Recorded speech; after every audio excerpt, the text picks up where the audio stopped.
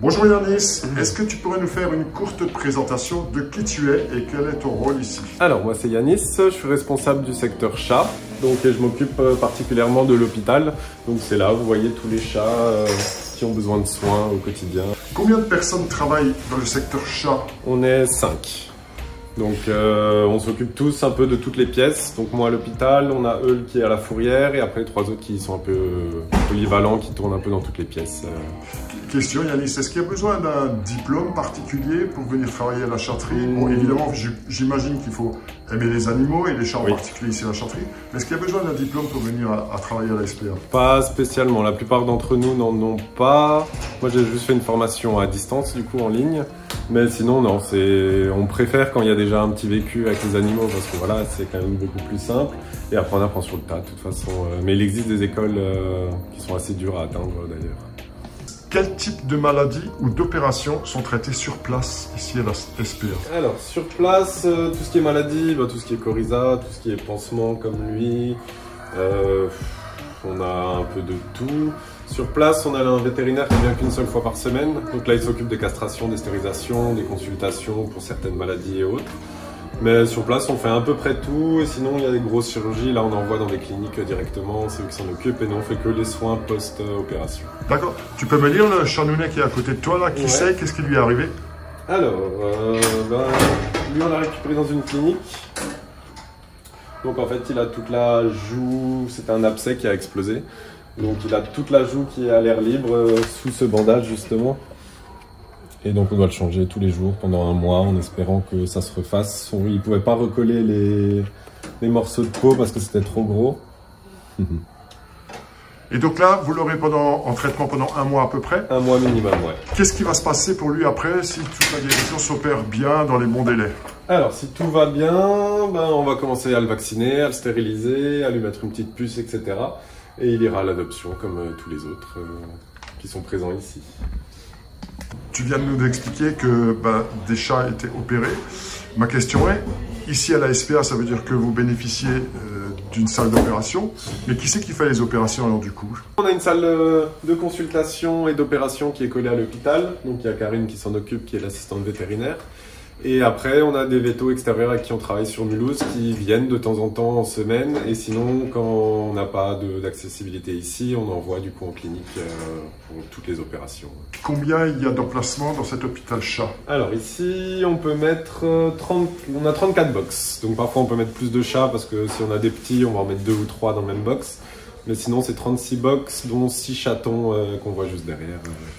Et les chats, d'accord, en fonction des maladies, mais combien de temps reste-t-il en moyenne dans votre hôpital chat? Alors, comme dit, c'est en fonction des maladies. Le standard, on va dire qu'ils arrivent avec un petit coryza, une dizaine de jours de traitement. Après, une semaine après, ils ont leur primo-vaccin.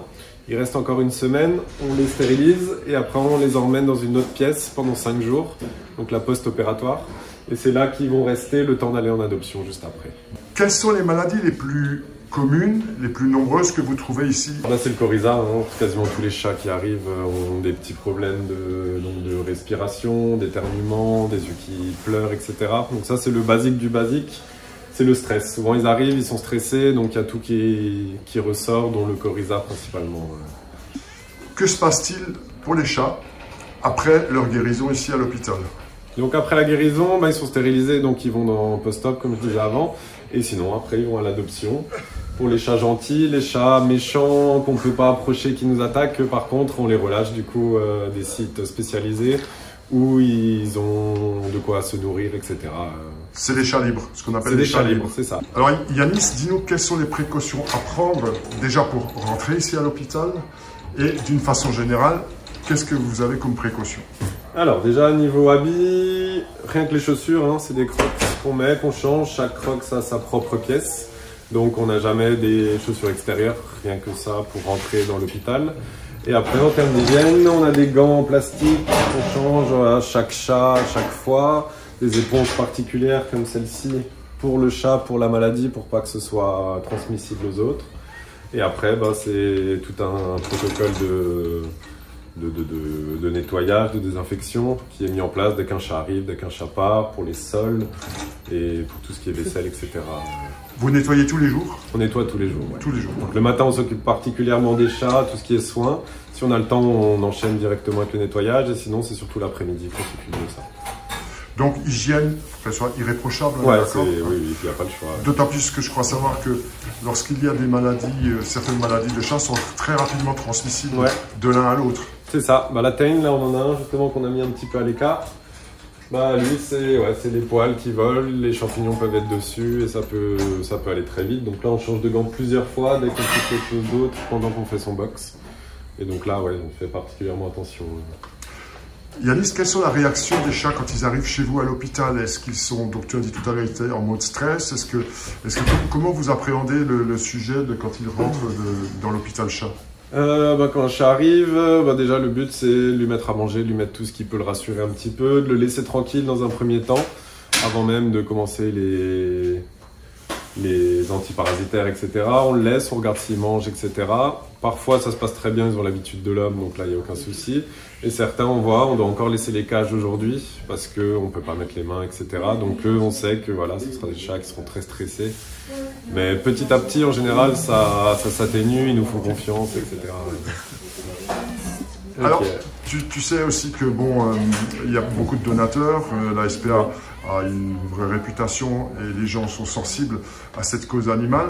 Vous, à la chatterie, d'une manière générale et à l'hôpital en particulier, qu'avez-vous le plus besoin?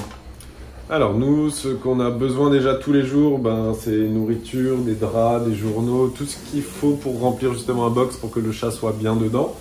Donc après, on a des besoins spécifiques en fonction de chaque chat. Donc des croquettes spéciales, des pâtés spéciaux, tout ce qui est médicaments, etc. Donc là, c'est plus de l'argent dont on a besoin pour pouvoir acheter tous les médicaments, avoir des soins vétérinaires, etc. Et sinon, c'est des trucs assez simples, des jouets, des draps, des journaux, des pâtés. Est-ce que tu peux nous présenter l'un ou l'autre chat qui est arrivé ici, son cursus, et qu'est-ce que vous avez fait comme traitement? Alors, du coup, on a Taka, qu'on appelle Pif Pouf. Donc ça, c'est un chat qu'on a reçu, il était arrivé chaton en juillet. Donc il avait 1 mois ou 2. Donc il a d'abord eu la teigne, donc 6 semaines de traitement pour enlever tous les champignons, etc. Et après, on a découvert qu'il avait aussi la pif. Donc ça, c'est une maladie assez grave. Il a eu 3 mois de traitement, donc avec des injections tous les jours, etc. Et là, du coup, on est sur les 3 mois d'attente, voir si la maladie est bien éliminée ou pas. Et une fois ces 3 mois passés, il pourra enfin aller en adoption. En plus, ça fait très longtemps qu'il est là. Il est joueur, hein? Ouais.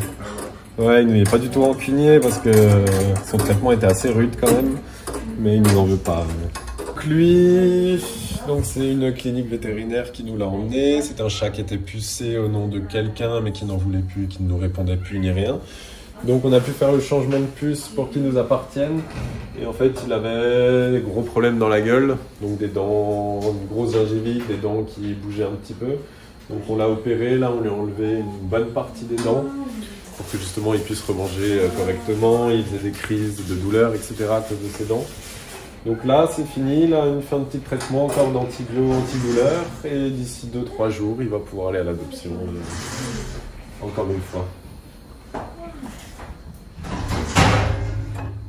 On a des chats qui peuvent éternuer, qui ont des problèmes aux yeux, donc on va administrer tout ce qui est pommade, tout ce qui est soins, tout ce qui est antibiotiques. Ça peut être en injection, en comprimé suivant s'il mange ou pas. Lui par exemple c'est un papy, il est aveugle, donc pareil on a pas mal de soins spéciaux rien que pour lui. Est-ce que toi tu as des chats chez toi? Oui, j'en ai juste une pour l'instant. Pour l'instant je suis assez raisonnable. Mais ouais, une petite dont je me suis occupé ici il y a 2 ans et demi maintenant. Très malade aussi, gros coryza, etc. Et j'ai fini le traitement du coup chez moi, elle a pu venir un peu plus vite que prévu. Et maintenant elle va bien, elle a 3 ans et demi. Et ça galope. Est-ce que vous pouvez tomber amoureux des chats qui sont ici? Ah oui, il y en a plein. Il y en a plein qui on s'attache, qui restent souvent des mois et des mois, qui ont des gros problèmes de santé, qui nous font confiance au bout d'un moment. Donc ouais, on a quelques cas où justement il y a un petit truc spécial qui se passe. En plus, on les suit jusqu'à la fin de l'adoption, donc on fait bien attention chez qui ils vont, etc. Donc ouais.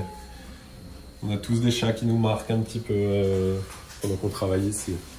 Alors, Yanis, je voulais te remercier ainsi que l'équipe de m'avoir accueilli. Moi, j'ai passé merci à toi de t'intéresser. J'ai vraiment passé un super moment et puis j'ai appris plein de choses. Et j'espère que le public qui va visionner ce reportage sera comme moi, enchanté de ce que vous faites.